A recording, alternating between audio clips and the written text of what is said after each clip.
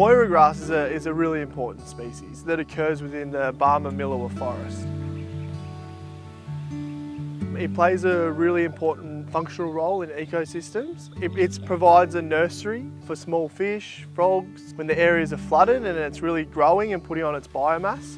But it also provides nesting habitat for birds. It's really quite a key species in wetland ecology.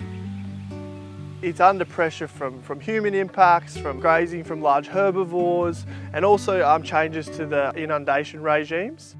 And that Moira grass plains has seen quite significant decline. In dry years, water's stored in upstream dams and it's allowed into the forest as environmental water to service the wetlands in those dry times.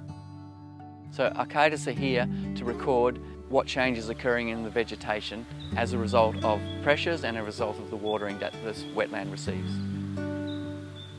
One of the focuses of that is looking at the Moira grass community and understanding, have we got enough water to make sure that it's fulfilling its life cycle process? Because ideally in a park like this, we want to enhance what we have. And how we monitor that is we set out a 20 by 20 metre quadrat, and then within that we throw around a 1 by 1 metre plot. And we look in that plot and measure what kind of living material we have, what kind of dieback or haying off, as you would say, is occurring, and I guess covers to make sure that it's sustaining itself.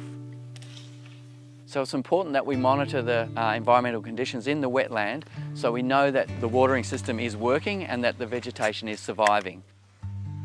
So now we take a photo from the point at the same perspective. So we've just got images here, and then we'll just try to get that exact same angle to track the vegetation changes over time.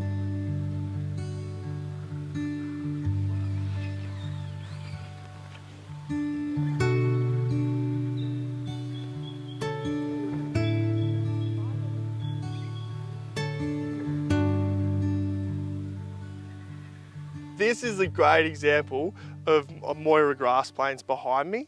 This is what it should look like. And then when you look over here, you're looking at a quite degraded, still Moira grass plain community, but quite degraded. This is subject to obviously all the pressures we've talked about. There's large herbivores, there's people using the park. It just hasn't been afforded the protection of this area. And because of that, you can see we have a lot less biomass. So the New South Wales and Victorian governments are working together with the federal government to reduce constraints on the floodplain so that the waters that are released from the dams go further and last longer in the ecological systems and improve the environment. So I'm hoping that the information gathered from the monitoring can be presented to decision makers in a way that help them make better decisions about the way water is delivered to these places and the way that the landscape is managed to improve the ecology in these very special places.